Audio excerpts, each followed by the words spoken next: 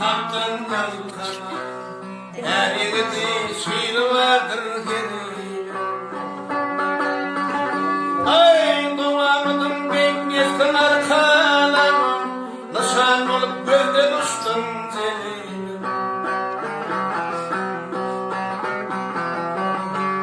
Oğlanlık ey merdanıdan doğumdan, birden feddaşı yarın vehir.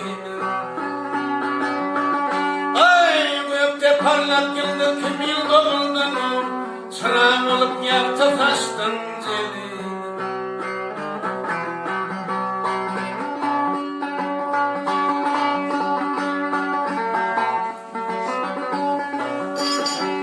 Görürdüm fel kelkişilim gönlüne, çekerdin fel ehli derdin veminim.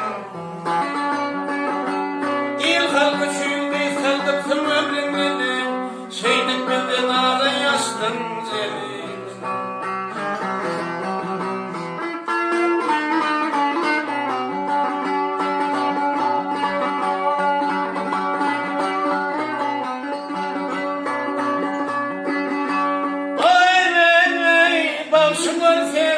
Açılardın gül olum, tayladın fel dursun bilindil olum.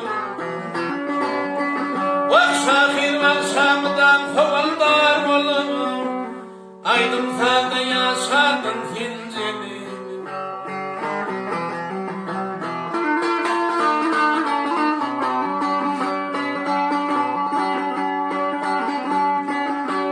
Fel marçalın gerçeğini çanaley, deliklerine köptür benim delilim. Fethıvalde yaşaysın kenarını, arman arman kerim yaştın Jelilim.